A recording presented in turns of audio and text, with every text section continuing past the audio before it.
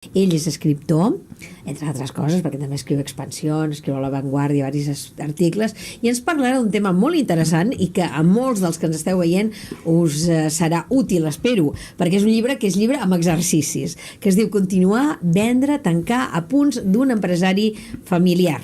Benvingut i moltes gràcies per acompanyar-nos de ser aquí. Gràcies. Hola, bon dia. I hem d'explicar que el senyor Tarragona està aquí perquè és amic de l'Albert Torres. Exacte. Havia sigut competidor meu, tota la de jo, però a més sempre hem sigut molt bons amics. Vull dir, ell feia la seva de jo, sempre ens havíem trobat a qualsevol fira i hi ha hagut sempre molt bon feeling. I a partir de que va deixar les empreses d'Expomobi, doncs hi ha hagut encara més per on hem vist moltes vegades, hem anat a dinar junts, hem parlat de moltes coses i realment també em va invitar quan vam presentar el llibre i considero que és un llibre que val la pena a la gent que està ficat en empreses personals o autònoms, val la pena que el llegeixi perquè et fa veure moltes coses que moltes vegades no es veuen. Jo penso que és una persona molt preparada, que ha viscut tots els moments difícils d'una empresa amb problemes, va saber frenar a cop i penso que una mica t'ho explica tot això i avui dia ser empresari és difícil i tu realment això ho has viscut molt de prop.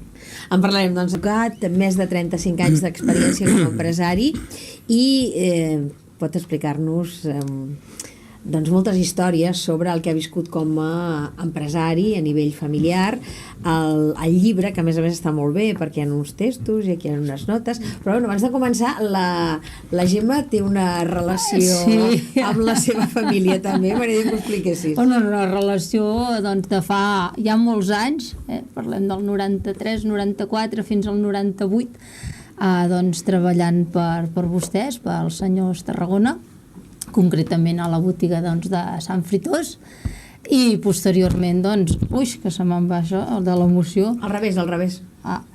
Llavors treballant a part de Sant Fruitós per les altres botigues doncs, en col·laboració doncs, una miqueta doncs, anant a mirar-les i la veritat és que jo sempre ho he dit, l'expressió meva de quan treballava a casa seva sempre era que jo hi havia fet la mili perquè aprenies moltíssim, perquè feies de tot, a més t'ensenyaven coses que en aquella època, ara potser sí, que veus molts llibres, hi ha molta informació, tens molta, des de les xarxes socials, doncs, que tothom té dret a opinar i a veure i a ficar doncs, autoestimes i com es ven i tal, però aquella època realment jo, venies totalment novell, et diuen goita, els mobles són aquests, però és que a més projectàveu els treballadors maneres de com enfocar la venda. Cada vegada hi havia un manual d'operacions, jo el recordo amb molt carinyo, que venia cada setmana o cada 10 dies uns fulls, els tenies que prendre i a més unes reunions extraordinàries de producte, o sigui, que t'incentivaven, no només venies, sinó que veies com les persones que estaven al front com buscaven aquella manera de venda, no?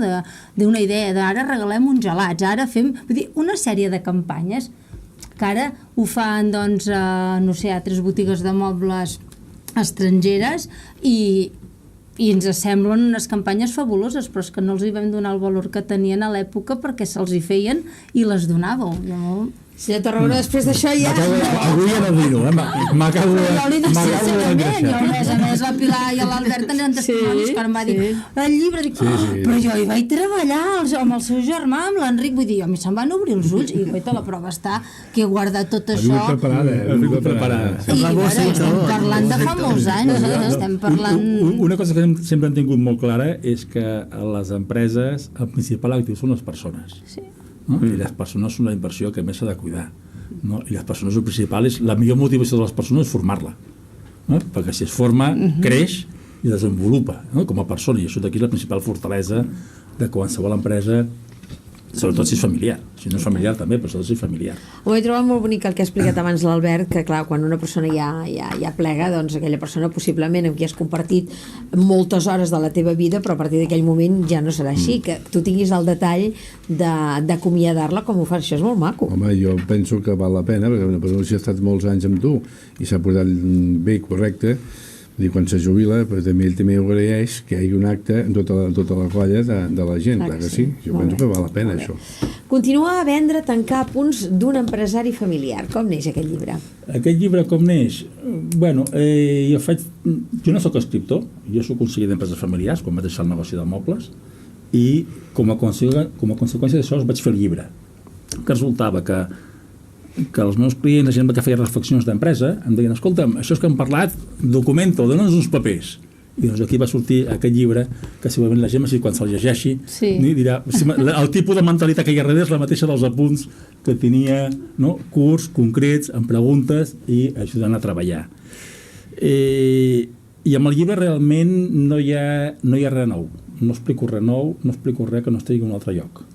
És un popurri, una mescla de coses, del que crec que és més important tindre en compte per reflexionar sobre una empresa familiar, sobre si continuar vendre o tancar. Aquesta és una qüestió que tota empresa ha de plantejar-se en algun moment. De crisi, de dificultat, de relleu. Val la pena continuar, val la pena vendre, val la pena tancar, depèn de molts factors. I realment és com poso al llibre, és els apunts dels meus de 35 anys d'experiència meus, amb els quals he buscat creixements, reestructuracions, tancaments, relleus, protocols, totes les parts de l'empresa familiar. Oriol, tu que ets expert en economia. Jo soc economista. Molt bé, ja s'ha advocat, Atenció. No, li va fer molta il·lusió, quan vaig dir, home, per fi un dia un tema que és meu. Sí, perquè parlem de política, del dia a dia, però de l'economia, que jo crec que és una cosa que s'hauria d'ensenyar des de ben petit a les escoles. S'ensenyen matemàtiques, a sumar, a dividir, les fraccions, les integrals, tota una sèrie de coses que sobre el paper queda molt bé, però a l'hora de portar-les a la pràctica, els nois no ens expliquen ben bé. Llavors, jo crec, per mi és les ciències econòmiques des de ben petit m'han agradat, vaig fer economia a la Universitat Autònoma i sincerament crec que si els ciutadans de base tinguéssim un coneixement bàsic sobre què és l'economia, què són les pensions, com funciona el sistema de repartiment, etc, tot això, el país aniria millor, perquè I sense polítics. Segur. Els països que inverteixen més en formació, en capital humà, són els que el creixement del seu PIB és més elevat. A Hong Kong, per exemple, o els països orientals que estan creixent a xifres estratosfèriques, han dedicat molts de la inversió pública a l'ensenyament i l'educació. Jo crec que això és una de les coses que ens falta aquí. No sé com ho veu vostè. Pots tutejar, Oriol.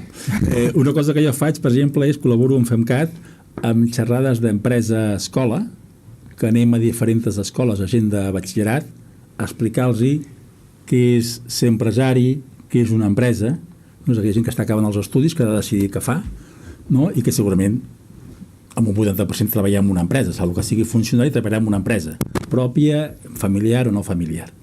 Per tant, segur que l'educació és un dels elements fonamentals d'una societat i la principal riquesa. I a més, l'educació no te la pot treure ningú. L'assumeixes, la tens tu i forma part de la teva motxilla personal que pot ajudar. Completament. Però l'educació no són només coneixements, que són importants, sinó també valors. I fa falta educar la societat amb el respecte al risc que corre un empresari, el que necessita ser un empresari, és a dir, moltes vegades, abans parlàveu de futbol i la Berta em deia que opinava del futbol un momentet, i dic, ningú discuteix el que guanya un jugador de futbol i molta gent discuteix el que guanya un empresari, i potser això d'aquí s'ha de reequilibrar, i potser una cosa és opinable i l'altra és escandalosa. Hi ha un doble rasero que perjudica a les empreses, i continuaven de tancar.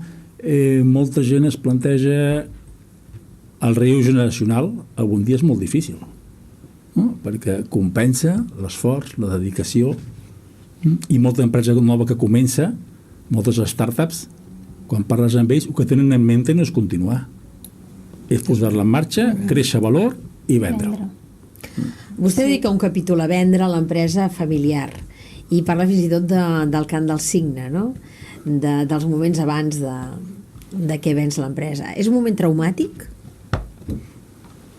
Més traumàtic que vendre-la és tancar-la. Vendre-la... O malvendre-la. Mal vendre-la... El més traumàtic és tancar-la. Sí, és El tancar-la. el més difícil. Vendre-la és poden haver molts motius per vendre. No? Poden haver motius per vendre que no hi ha continuïtat familiar, hi ha discussions entre els socis, no? Poden haver molts motius, canvis legislatius, molts motius. Vendre una empresa pel fundador li pot crear, però si un és empresari pot també pensar venc l'empresa i amb aquests diners crearé una nova empresa. No hi ha cap problema, potser canvio de sector, canvio de domicili, o aquest sector s'està concentrant i aquesta empresa la venc amb una altra i amb aquests diners muntaré una altra nova empresa.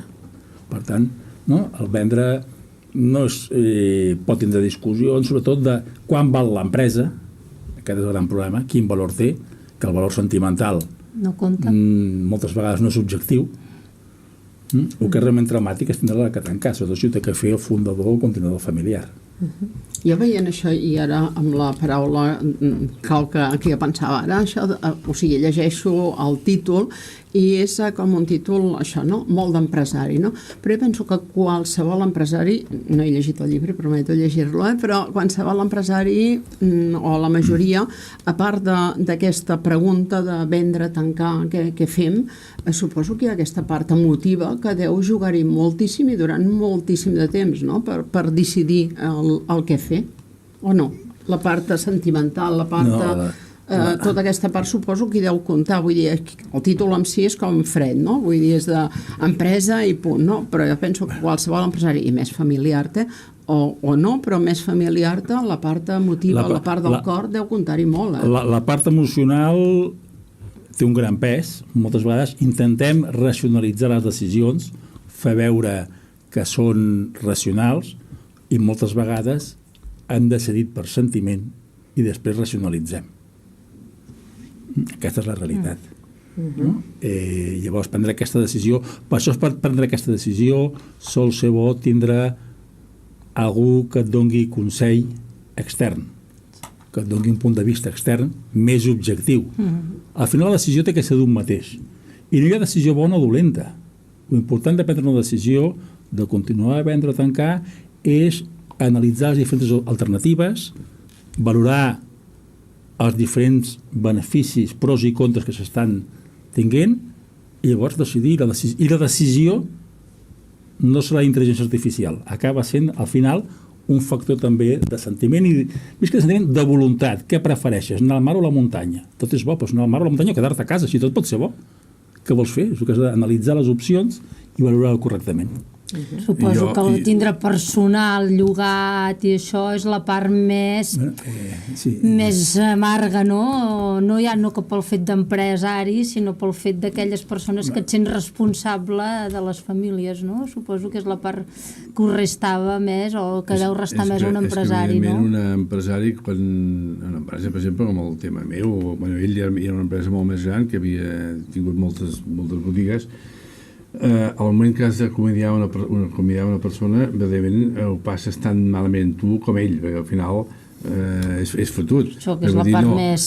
No és fàcil dir, no, tu, és que no puc més, però has d'explicar a fer, perquè si vas aguantant, al final és el peix que es menja la cua, i això veritablement és difícil. Jo tinc l'experiència d'això, de tancar, o quan jo vaig muntar la primera botiga al carrer Barcelona, allà on hi ha Mobles Decor, que era Mobles Albert, hi ha una societat i vam acabar com el Roy de l'Aurora. I jo vaig passar molt malament. Tenia 24 o 25 anys, molt jove, sense experiència. Jo vaig passar fatalment, molt malament. I això et queda al cap, i et queda que allò va ser una experiència i la vaig agafar ràpida, perquè els socis que tenia eren socis, jo no voldria dir dubtosos, però sí molt complicats. I allò vaig aprendre molt ràpid. I això, com a persona de poble, que deia jo, que anava a Barcelona, que era soci de Barcelona, que els que tenia jo, anava allà de poble, però allò em va ser una escola molt ràpida, perquè, esclar, va ser molt fotut. I això és una mica el que explica ell, és veritat, tot això. Tancar un negoci és molt fumut, molt. El llibre no es centra en tancar, el llibre es centra en continuar.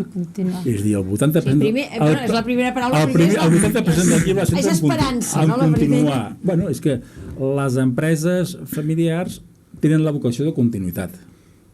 que no vol dir que hagi de continuar a la força, però tenir la vocació de continuïtat.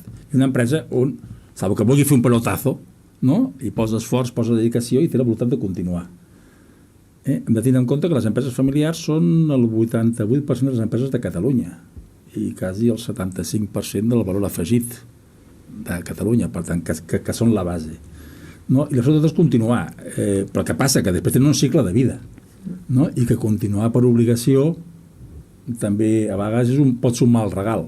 El món canvia, les societats canvien, els negocis canvien, no? I a vegades s'ha de plantejar, sobretot quan es planifica el relleu, és a dir, s'augeix una crisi, sobretot quan es planifica el relleu, s'ha de planificar, escolta, el millor és traspassar l'empresa a la segona generació, és vendre-la o és tancar-la.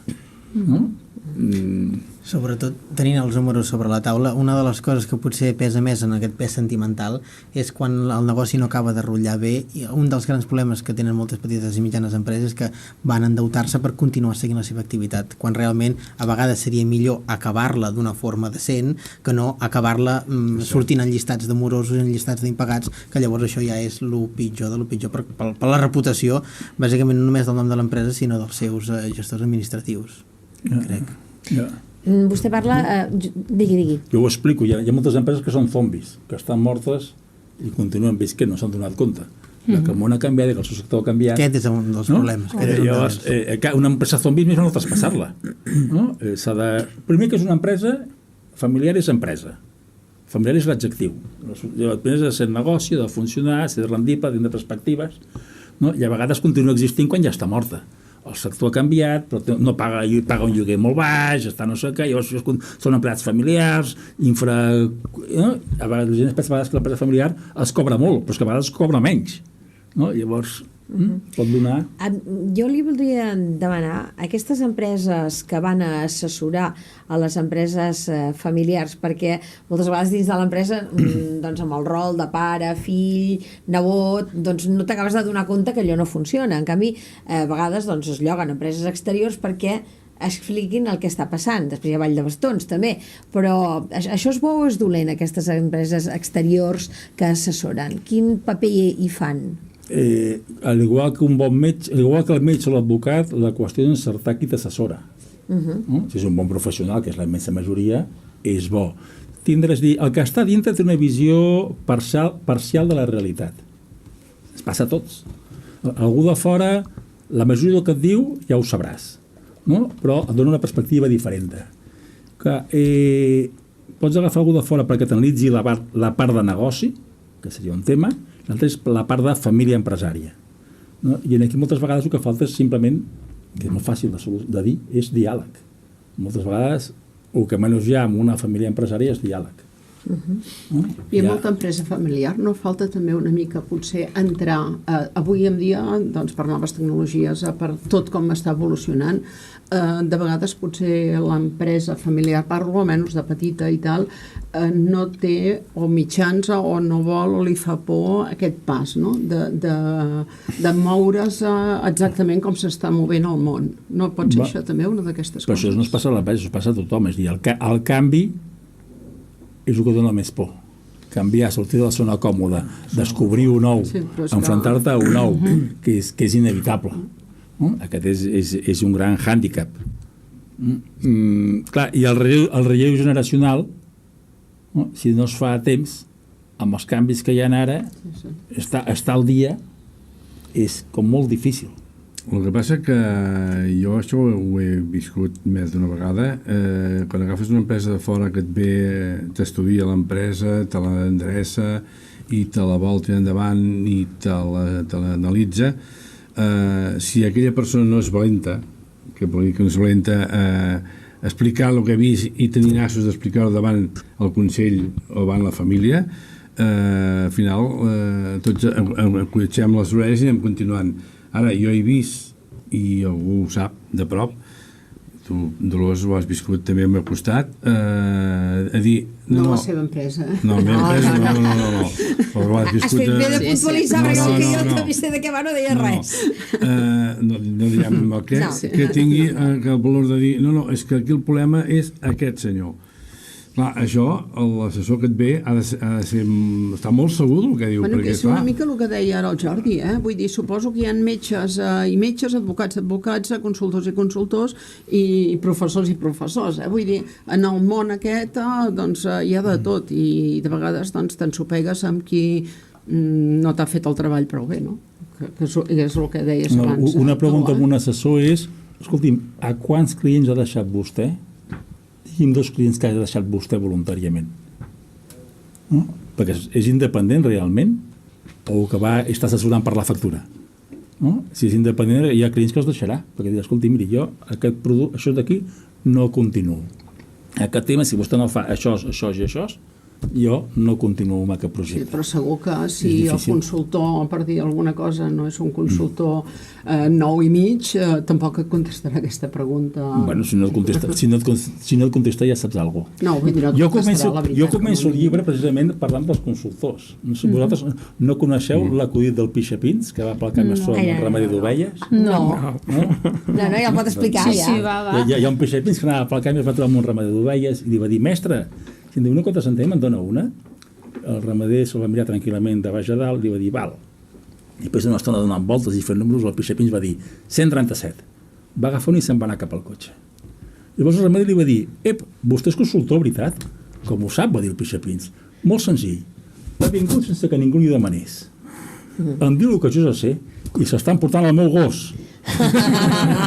Vostè aquí també parla de professionalitzar l'empresa. Què vol dir? Que quan hi ha allò que dèiem abans, els rols familiars, doncs, no sé, posem el pare és l'amo, el fill és el director comercial o el que sigui, no estan en l'empresa dirigint-se com hauria de ser a nivell professional, ho fan més a nivell personal? Va per aquí o va per un altre tema? S'ha de professionalitzar l'empresa en 3 sentits. Per un costat, s'ha de professionalitzar a la gent que hi treballa, siguin familiars o no. Clar. Se'ls ha de professionalitzar, que aprenguin, que sàpiguen i que millorin. Un. S'han de professionalitzar els òrgans. Clar, òbviament, no és el mateix una empresa familiar de 7 empleats que facturi 500.000 euros a l'any, no? Que una empresa que tingui 60 empleats, per exemple. Però els òrgans de govern també s'han de professionalitzar. Els dinars al redor de la taula de la cuina per parlar del negoci estan molt bé, no? Però si l'empresa creix s'ha de començar a fer uns òrgans que siguin professionals, que siguin professionals amb els seus integrants i amb el seu funcionament, no? És a dir, no pot ser que hi hagin jo he vist administradors que són el fill del fundador que assignen les comptes anuals i no les saben llegir. Això s'ha d'evitar. I això és greu, sí, però això és pa nostre de cada dia. No? I el tercer és, sobretot el més important en una empresa familiar, és professionalitzar els propietaris. En una empresa familiar tu pots subcontractar-ho tot. Pots dir una empresa familiar, saps què? Que no treballi cap familiar. Tots els empleats són professionals externs. Hasta aquí porti l'empresa, els directius, que tampoc siguin familiars, que tots siguin professionals externs. L'únic que no pots subcontractar és la propietat. Per tant, l'accionista ha de ser professional, ha de saber entendre un negoci, entendre mínimament, saber-lo llegir, saber què vol dir les decisions econòmiques, no? Saber que si invertim, saber que no és el mateix guanyar diners que tindre diners, és a dir, una cosa és els beneficis, l'altra cosa és la caixa, no? Perquè a vegades els beneficis no van tots a caixa, sinó que van a instal·lacions, a reinversió, a coses d'aquestes. Llavors, aquests 3 aspectes. Joan, com ho veus? Bueno, a mi una cosa que em fa donar-li moltes voltes és la cultura del fracàs, no? O sigui, quan moltes vegades hi ha moltes empreses que esperen fins l'últim moment a tancar, no? per la por al fracàs. O sigui, la cultura que tenim nosaltres és que el fracàs empresarial, no? El fracàs en general a la vida és dolent, no? I no sé si tinguéssim en comptes d'aquesta cultura tinguéssim una cultura més anglosaxona, no? On el fracàs és una oportunitat per tornar a començar i per millorar. Sí. Potser moltes empreses no arribarien a les situacions que arriben d'endeutament, del que deies tu, no? Sortir a les llistes de morosos, no sé què, no? I no sé si la tendència és a canviar aquesta aquesta mentalitat en el nostre teixit empresarial o continuem amb aquesta mentalitat de la por al fracàs? La nostra societat, el fracàs està bastant malament vist. No és un plus, sinó que és un minus. No? Això és fora bo canviar-ho. És molt difícil. És difícil, és un tema que comença a l'escola, que segurament comença, no?, amb els primers anys. Amb els primers anys d'educació, ni a l'escola, abans, a casa i després reforçat a l'escola i després a la societat i després, clar, moltes empreses quan tanquen, normalment tanquen tard perquè som massa optimistes, perquè tot s'arreglarà, perquè això es passarà, per por al fracàs, que diran, que faran. I aquesta és una realitat. I el sentiment. Però sí, però diguéssim, però sí, el que diran, no? La motxilla del que diran, ara, ostres, què pensaran de mi? Sí, jo sé que és tancar una empresa, sé que és presentar un concurs de creditors, i si un ha fet tot el que ha pogut, no està obligat a més. I si un no s'ha aprofitat personalment de la situació, ha d'anar amb el cap ben alt, tirar endavant, i la vida continua i portarà noves oportunitats i nous reptes.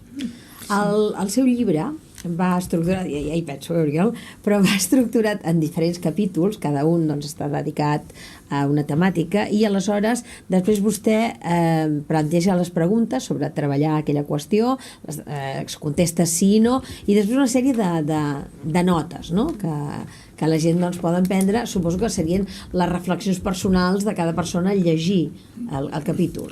I que és un llibre, vostè creu que s'ha de llegir capítol a capítol o pot saltir-ho a capítols? És una guia pràctica, capítols independents. Sí. Un es pot llegir el capítol 27 primer, després el 3, el tema que li interessi. Vale? I està pensats... Els capítols són molt curts, és a dir, em sembla que no arriba a 200 pàgines, hi ha 20 i tants capítols, per tant, els capítols són molt curts, i acaben amb preguntes dirigides a la reflexió i a l'acció. Perquè el que llegim, si no ens porta a fer alguna cosa, està molt bé, però... l'important és el que fas amb el que aprens. Si volia demanar una cosa, l'empresari en general, sigui a nivell de gremi doncs, de moble o a nivell de restauració, etc etc. Jo a vegades, dintre la meva poca experiència encara doncs, a nivell doncs, de venda, perquè ara considero que em queden molts anys per poder continuar doncs, estar davant del públic, estem poc acostumats a atendre bé les incidències. Jo penso que si la persona que està al davant, quan li ve una incidència, en vez de negar-la, la posés a positiva, és a dir, donés l'opció de que era un regal, aquesta incidència, no li aniria a l'empresa d'una altra manera? Vostè, com a empresari que fa molts anys que... És a dir, les incidències són positives. Però no ho veiem, que no? Bueno, diguéssim, primer tot dir, les incidències són positives, són el que t'ajuda a millorar-les. Correcte. Això no vol dir que no vol dir que totes siguin solucionables ni que tots els clients que es queixen tinguin raó. Però en global és el que són. Què passa? La tendència que tenim, si un va a un restaurant i es queixa d'una cosa, hi ha una gran diferència. El perdó, sí que sap greu, prenc nota i procuro solucionar, en lloc d'això, discutir, no, és que vostè no m'ha demanat això, vostè m'ha demanat... La culpa no és meva. Actitud defensiva, no? Actitud defensiva. I, clar, això és un tema cultural que s'ha d'anar arrelant. I això no s'educa, de moment, perquè vas veient i veus que la majoria de vegades... La culpa ningú la vol, no? Clar, però ningú la vol, però ajuda a millorar. Si això s'interpretés d'aquesta manera, que això és una millora, és a dir, que si s'estan exclamant és perquè realment volen... No, és que a més, si jo aconsegueixo que m'ho diguin, que em facin arribar la queixa, la pots controlar i la pots dirigir, i si no la pots solucionar, la pots amortiguar. Si no la coneixes, continues estint fora. I avui en dia amb les redes socials, per això. Una queixa, diguéssim, és fatal. Hem d'acabar l'economia. Senyor Tarragona, li agraeixo molt que hagi vingut, que ens hagi regalat el seu llibre, que ens l'hagi dedicat. Són inversions, no són regals. Sé que el llegireu i el recomanareu. Sí, ara me'l dedica. Demà tornem, parlem del Cursal i de moltes activitats que s'hi fan. Adéu-siau.